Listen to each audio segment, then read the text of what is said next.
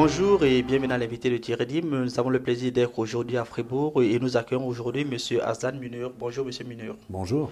Vous êtes le directeur de Multicredit, une entreprise basée dans le canton de Fribourg, actif en Suisse depuis 16 ans avec un portefeuille, je pense, de plus de 30 000 clients. Est-ce que ça, c'est pas beaucoup? C'est beaucoup, mais c'est aussi une grande confiance pour l'entreprise. Est-ce que quelque part, ça ne reflète pas cette nouvelle tendance qu'on remarque aujourd'hui au sein des banques? C'est-à-dire, on se rend compte que les PME ont de plus en plus de la peine à avoir accès au crédit.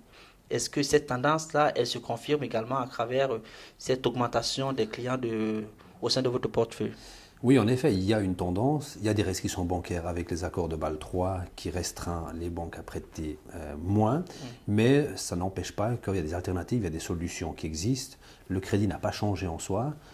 Depuis des décennies, ça se passe comme ça.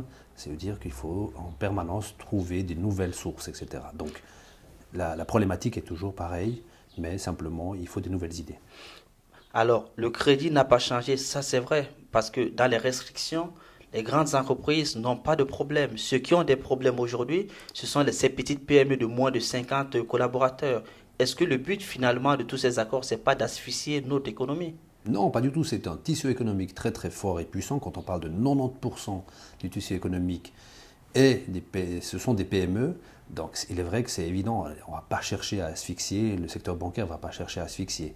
On revient au métier de base de la banque qui est de ne pas prêter 1 million à une seule personne peut-être, mais de dire allez on va prêter 1 million à 10 personnes ou à 8 personnes. Donc on va diversifier comme ça le risque et c'est plus important. On revient dans ce tissu économique régional et cantonal, je dirais même national, plutôt que international, etc. et jouer avec des grosses sommes avec des risques très différents, on va dire. Est-ce qu'on peut dire aujourd'hui que les entreprises telles que la vôtre sont une réelle alternative aux banques?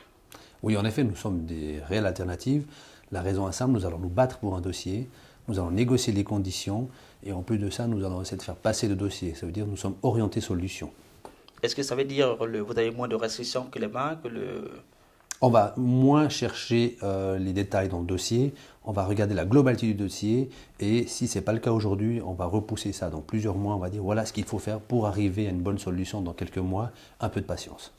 Alors, moi lorsque par exemple je sais qu'une entreprise va vers un établissement bancaire, la chose quand même qu'on regarde la plus, c'est au niveau des taux de crédit. Qu'en est-il par exemple avec vous? Alors nous on a des très bonnes conditions d'octroi. Simplement, ça va dépendre d'un dossier à un autre, etc. Du montant aussi, ça peut influencer, etc. Mais les taux peuvent varier d'un 4, 5, 6, 7, 8% pour un crédit commercial. Et puis après, il y a les crédits à la consommation dont les taux d'intérêt sont différents. Nous parlons aujourd'hui d'un crédit avec sans garantie, ce qu'on appelle des crédits en blanc. On n'est pas dans la partie hypothécaire. Là, la seule prise de risque est le revenu futur ou les revenus qui vont arriver de l'entreprise ou de la personne privée, les fiches salaires qu'on va regarder. Donc, on parle vraiment d'un crédit sans sûreté. Merci M. Hassan pour ces explications. Merci à vous. Quant à vous, nous vous donnons rendez-vous très prochainement avec un nouvel invité. Au revoir.